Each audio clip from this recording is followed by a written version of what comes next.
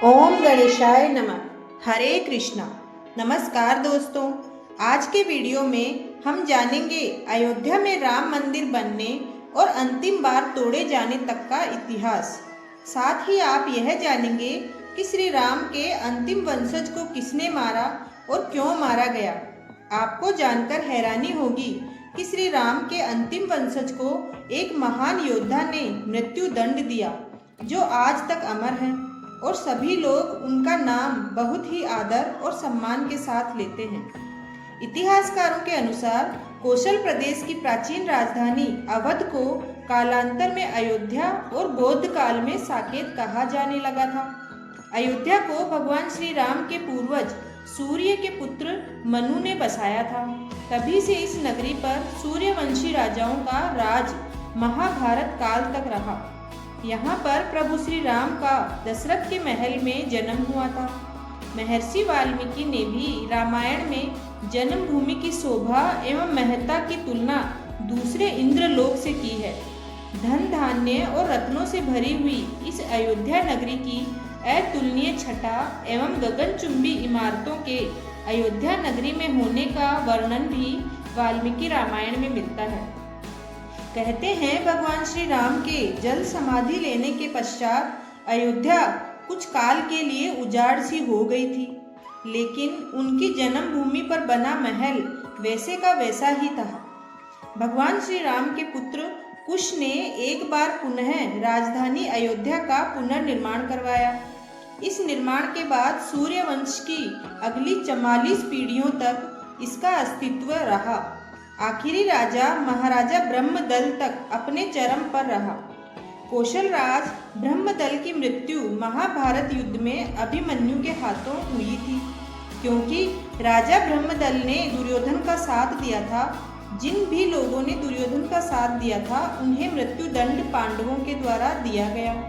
महाभारत के युद्ध के बाद अयोध्या उजाड़ सी हो गई थी, मगर श्री राम जन्मभूमि का अस्तित्व फिर भी बना रहा। इसके बाद उल्लेख मिलता है कि ईसा के लगभग 100 वर्ष पूर्व उज्जैन के चक्रवर्ती सम्राट विक्रमादित्य एक दिन आखेट करते करते अयोध्या पहुंच गए। थकान होने के कारण अयोध्या में सरयू नदी के किनारे एक आम के वृक्ष के नीचे वे अपनी सेना सहित आराम करने लगे। उस समय यहाँ घना जंगल हो गया था, कोई बसावट भी नहीं थी। महाराज विक्रमादित्य को इस भूमि में कुछ चमत्कार होता दिखाई देने लगा। तब उन्होंने खोज आरंभ की और पास के योगी और संतों की कृपा से उन्हें ज्ञात हुआ कि यह श्री राम की अवध भूमि है। उन संतों के निर्देश से सम्राट ने यहाँ एक भव्य मंदिर के साथ ही कुआं, सरोवर, महल आदि बनवाए। कहते हैं उन्होंने श्री राम जन्मभूमि पर काले रंग के कसोटी पत्थर वाले 84 स्तंभों पर विशाल मंदिर का निर्माण करवाया था। इस मंदिर की भव्यता देखते ही बनती थी। विक्रमादित्य के बाद के राजाओं ने समय समय पर इस मंदिर की देखरेख की। उन्हीं में से एक शुंग वंश के प्रथम शासक पुष्यमित्र शुंग ने भी मंदिर का जीर्णोद्धार करवाया था। पुष्यमित्र का एक शिलालेख अयोध्या से प्राप्त हुआ था, जिसमें उसे सेनापति कहा गया है तथा इसके द्वारा 2 अश्वमेध यज्ञों को किए जाने का भी वर्णन है। अनेक अभिलेखों से ज्ञात होता है कि गुप्त वंशीय चंद्रगुप्त द्वितीय के समय और तत्पश्चात काफी समय तक अयोध्या गुप्त साम्राज्य की राजधानी थी। इतिहासकारों के अनुसार 600 ईसा पूर्व अयोध्या में एक महत्वपूर्ण व्यापार केंद्र था।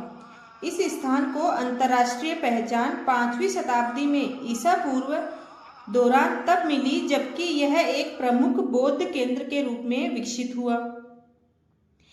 इसके बाद ईसा की 11वीं शताब्दी में कन्नौज नरेश जयचंद आया तो उसने मंदिर पर सम्राट विक्रमादित्य के प्रशस्ति शिलालेख को उखाड़कर अपना नाम लिखवा दिया। पानीपत के युद्ध के बाद जयचंद का भी अंत हो गया। इसके बाद भारतवर्ष पर आक्रांताओं का आक्रमण और बढ़ गया। आक्रमणकारियों ने काशी, मथुरा के साथ ही अयोध्या में भी लूटपाट की और पुजारियों की हत्या कर मूर्तियां तोड़ने लगे और यह क्रम जारी रहा। लेकिन 14वीं सदी तक वे अयोध्या में राम मंदिर को तोड़ने में सफल नहीं हो पाए थे। विभिन्न आक्रमणों के बाद भी सभी झंझावतों को झेलते हुए श्री राम की जन्मभूमि पर बना भव्य मंदिर 14वीं शताब्दी तक बचा रहा। कहते हैं सिकंदर लोदी के शासनकाल के दौरान यहाँ मंदिर मौजूद था। 14वीं शताब्दी में हिंदुस्तान पर मुगलों का अधिकार हो गया और इसके बाद ही राम जन्मभूमि एवं अयोध्या को नष्ट करने के लिए कई अभियान चलाए गए। अंततः 1527 और 28 में इस भव्य मंदिर को तोड़ दिया गया और उसकी जगह बाबरी ढांचा खड़ा किया गया। ऐसा कहा जाता है कि मुगल साम्राज्य के संस्थापक बाबर के एक सेनापति ने बिहार अभियान के समय अयोध्या में श्री राम के जन्म स्थान पर स्थित प्राचीन और भव्य मंदिर को तोड़कर एक मस्जिद बनवाई थी, जो 1992 तक विद्यमान रही। बाबरनामा के अनुसार 1528 में अयोध्या पड़ाव के दौरान बाबर ने मस्जिद निर्माण का आदेश दिया था। अयोध्या में बनाई गई मस्जिद में खुदे 2 संदेशों से इसका संकेत भी मिलता है। हालांकि यह भी कहा जाता है कि अकबर और जहांगीर के शासनकाल में हिंदुओं को यह भूमि एक चबूतरे के रूप में सौंप दी गई थी, लेकिन क्रूर शासक औरंगजेब ने अपने पूर्वज बाबर के सपने को पूरा करते हुए यहाँ भव्य मस्जिद का निर्माण कर उसका नाम बाबरी मस्जिद रख दिया था।